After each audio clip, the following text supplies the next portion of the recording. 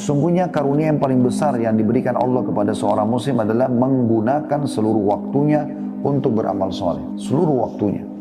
Bahkan kita sudah pernah berikan gambaran teman-teman sekalian, hal yang mubah bisa berubah menjadi sunnah, bisa berpahala. Contoh, makan, minum, tidur, mandi. Pada saat Anda meniatkan memang untuk ibadah. Tidur supaya memberikan hak badan. Tidur supaya Anda bisa lebih kuat beribadah. Jadi selain memberikan hak badan juga memperkuat diri untuk ibadah. Anda makan, minum karena ini memberikan hak badan yang memang Allah SWT berikan sinyal lapar, sinyal haus. Jadi bukan cuma sekedar hilangkan lapar dan haus, tapi memang memberikan hak badan. Jadi dari mubah menjadi sunnah. Begitu juga dengan mandi misalnya. Bukan hanya sekedar mandi, tapi mandi agar bisa lebih segar dalam beribadah, lebih merawat tubuh yang Allah amanahkan. Jadi berubah dari mubah menjadi sunnah. Maka dari itu Rasulullah SAW bersabda, pergunakanlah 5 hal sebelum datangnya 5 hal. Masa mudamu sebelum masa tuamu. Kalau kita sudah tua, peluang untuk melakukan seperti pada saat masih muda itu susah. Energi sudah berbeda. Mata, penglihatan juga sudah kurang. Pendengaran sudah kurang. Dan seterusnya. Beda antara anak muda sama orang tua. Maksimalkan masa mudamu. Dan masa muda harus dihabiskan di atas ketaatan kepada Allah Subhanahu wa Ta'ala. Nggak boleh pada kemaksiatan. Kata Nabi SAW, Allah sangat kagum dengan anak muda yang tidak menghabiskan waktunya pada kemaksiatan. Yang saya herankan kadang-kadang kalau ada anak tampan, yang gagah, dan ada anak perempuan yang cantik, heran kalau tidak menjadi ahli maksiat. Jadi kalau hadir di majelis ilmu, aneh. Jadi majelis ilmu harus orang-orang yang jelek-jelek saja. Ini aneh betul ini. Kita lihat para sahabat Abdullah bin Umar, Abdullah bin Abbas, Abdullah bin Mas'ud, Abdullah bin Amr bin As, Anas bin Malik, Usama bin Zaid. Ini sahabat-sahabat yang masih anak-anak mereka di masa Nabi SAW. Tapi mereka diarahkan oleh orang tuanya dan lingkungan membentuk mereka menjadi orang-orang yang saleh. Sehingga pada saat Nabi SAW meninggal, umur mereka masih belasan tahun. Mereka setelah itu sudah bisa menjadi ulama. Bahkan Usama bin Zaid menjadi panglima perang. Di dalam pasukannya ada Abu Bakar, ada Umar, ada Uthman, ada Ali. Sahabat-sahabat Nabi yang mulia, yang terkenal sahabat senior. Tapi Nabi SAW tunjuk dia. Sebagian orang sempat berbicara, apakah anak kecil ini bisa pimpin peperangan? Di tengah-tengah pasukan ada si fulan dan si fulan. Kata Nabi SAW, sungguhnya mereka telah meragukannya sebagaimana mereka meragukan ayahnya. Tapi ketahuilah dia orang yang ahli di bidangnya. 17 tahun umur Usama bin Zaid pada saat itu. Makanya Iyas al-Muzani, seorang tabi'in yang masyhur dengan kecerdasannya. Subhanallah, saking cerdas dari kecil belajar agama terus sampai argumennya kuat sekali. Satu waktu pernah khalifah datang ke wilayahnya mereka di Irak. Kemudian dia pun termasuk datang jalan mau menemui khalifah. Umurnya masih 17 tahun waktu itu. Di kiri kanannya ada 2 ulamanya Irak.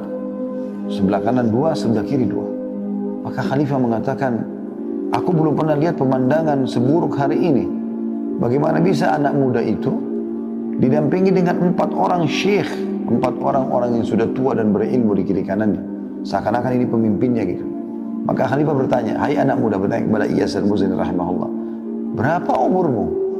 Maka dia menjawab dengan ilmu. Dia mengatakan, umurku wahai Amir Mu'minin sama dengan umurnya Usama bin Zaid pada saat dia memimpin pasukan ditunjuk oleh Rasulullah SAW, dan di dalam pasukan ada Abu Bakar, ada Umar, ada Uthman, ada Ali.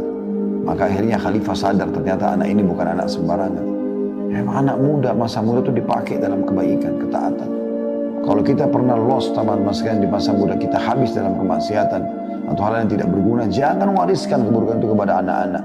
Bentuk mereka menjadi generasi Rabbani, kita jadikan sebagai penutup kesalahan kita di masa lalu. Supaya apa yang gagal kita di masa lalu, kita tidak boleh lagi menjerumuskan mereka pada kegagalan yang sama. Dan ada orang mewariskan masa buruknya, dia hamil luar nikah, dan dia juga gak apa-apa kok, ibu juga dulu begitu, ayah juga dulu begitu, jadi dia biarkan anaknya sama dengan dia, naudzubillah. Yang kedua, masa sehatmu sebelum sakitmu. Selama Anda masih sehat, jaga teman-teman sekalian, pakai dalam ketaatan. Nah kalau sudah sakit susah, udah gak bisa buat apa-apa. Ada pengusaha terkenal dari Jepang baru memimpin meeting dengan proyek jutaan dolar dan terkenal orang yang sangat sukses, menjadi buah bibir tengah-tengah orang. Malam hari dia tidur tiba-tiba stroke, besok pagi dia sudah lupa semuanya ilmunya. Perusahaannya lah yang membiayai dia sampai dia meninggal. Orang tidak tahu kapan terjadi masa itu kepada dia. Jadi gunakan masa sehatmu sebelum sakit. Kesempatan emas. Jadi banyak orang subhanallah nyanyiakan lagi sehat tidak pernah mau ibadah. Nanti sudah sakit, sudah lumpuh, baru sibuk mau ibadah. Baru mau umroh haji, sudah susah pakai kursi roda. Mana anda di masa mudanya? Sudah rabun matanya baru mau belajar Quran. Mana anda pada saat masih terang matanya? Nanti sudah terlilit utang baru berpikir mau sedekah. Bagaimana caranya waktu lagi lapang kenapa nggak sedekah? Sayang sekali. Kemudian yang ketiga, kayamu sebelum miskinmu. Mumpung kaya sedekah. Kalau sudah miskin sudah susah nanti.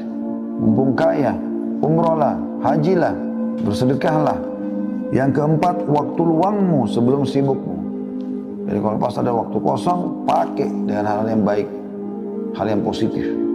Kalau hal yang berubah masih boleh, tapi kalau sudah masuk kepada hal yang haram jangan. Tapi kesempatan emas, mumpung lowong, pakai untuk hal-hal yang bermanfaat.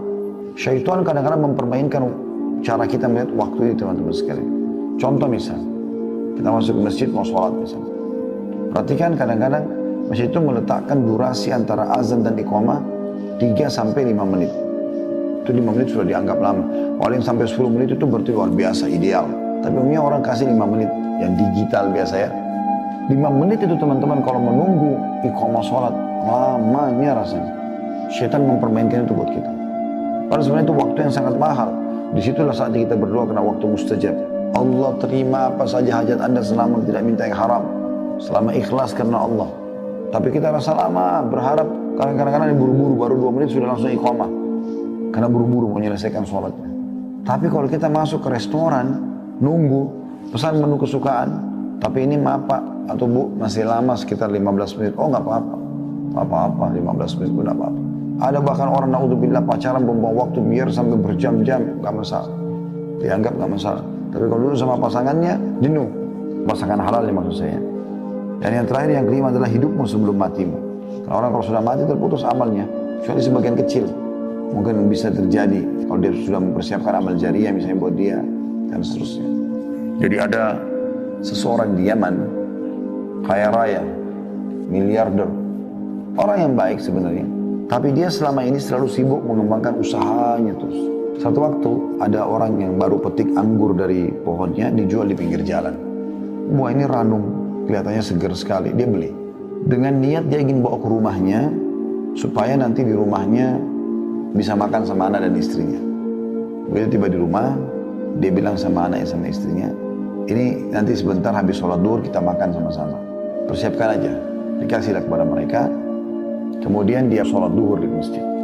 Subhanallah begitu dia pulang dari sholat duhur, sudah dihidangkan makan siang, dia tanya, mana anggur tadi yang saya beli? Kata mereka sudah habis kami makan tadi. Kata istrinya anak-anak berebut tadi jadi habis. Tiba-tiba dia terenyuh, dia berpikir, apa yang sedang terjadi? Sebenarnya orang ini mampu membeli seluruh kebun anggur itu. Karena dia orang kaya raya, mampu dia beli bukan cuma sekilo 2 kilo. Tapi mungkin pada saat itu memang dia beli untuk sama-sama dinikmati. Kenapa dia nggak dilibatkan? Dia langsung berdiri, dia nggak makan siang, dia keluar, dia keluarkan hampir seluruh uang perusahaannya, bangun berapa masjid, bangun rumah anak yatim, proyek-proyek sosial, semua dia sibuk dengan itu. Orang-orang tiba-tiba heran melihat karena dia tidak pernah lakukan itu. Setelah selesai proyek itu ada yang bertanya, kenapa anda tiba-tiba melakukan semua ini? Dia bilang, gara-gara sekilo atau 2 kilo anggur. Dia ceritakan, saya beli, saya bawa ke rumah, ternyata saya mau makan sama-sama, mereka tidak memperdulikan keinginan saya itu. Padahal cuma sekilo atau 2 kilo anggur. Mereka makan sendiri. Maka bagaimana saya bisa harapkan mereka pada saat saya sudah meninggal, mereka akan membangun masjid buat saya, mereka akan berbuat amal saleh buat saya. Anggur saja mereka tidak mau sisain buat saya. Ini kan banyak terjadi begitu. Suami bawa makanan ke rumah, pulang pengen makan sudah nggak ada. Anak-anak sama istri sudah makan habis kan. Nggak ditinggalin buat suaminya. Nggak dilatih anak-anak biasa berbagi dengan ayahnya. Padahal dia yang kerja setengah mati. Subhanallah, seperti itulah. Jadi maksimalkan masa hidup sebelum matimu. Karena kalau sudah mati kita belum tentu bisa berbuat. Apalagi kita berharap ahli waris kita melakukan, belum tentu. Kalaupun dia lakukan, berapa banyak yang dia lakukan dari kebaikan.